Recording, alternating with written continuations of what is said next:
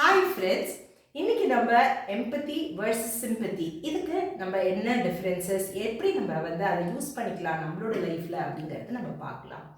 Empathetic அப்படிங்கிறதுனா ஒருத்தங்க ஐயோ பாவம் அப்படிங்கிற கஷ்டப்பட்டுட்டு இருக்கிற போது நம்ம அவங்களோட உணர்ச்சிகளை அவங்க சார்பாக நம்ம பார்க்கறது, நம்ம ஃபீல் பண்ணுறது, அதுதான் எம்பத்தி.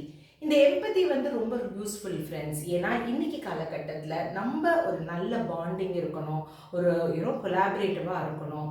அப்படிங்கிற போது நம்மளுக்கு இந்த இன்டிமேட் ரிலேஷன்ஷிப்ஸ்க்கு இந்த எம்பத்தட்டிக்கலாக இருக்கிறது ரொம்ப ரொம்ப யூஸ்ஃபுல்லாக இருக்கும். இதுவே சிம்பத்தி அப்படிங்கிறதுனா ஐயோ பாவம் சொல்லிட்டு நம்ம பெர்ஸ்பெக்டிவ்லேருந்து தான் பார்க்கறது. ஆனால் எம்பத்தட்டிக் அவங்களோட பெர்ஸ்பெக்டிவ்லேருந்து அதை ஃபீல் பண்ணி நம்ம பார்க்கறது.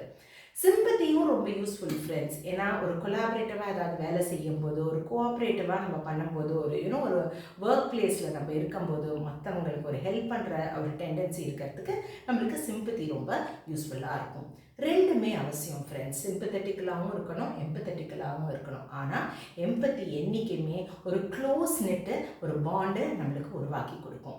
ஸோ நீங்களும் பாருங்கள், எங்கே நீங்கள் சிம்பத்தட்டிக்காக இருக்கணும், எங்கே நீங்கள் எம்பத்தியை காமிக்கணும் அப்படிங்கிறது நீங்கள்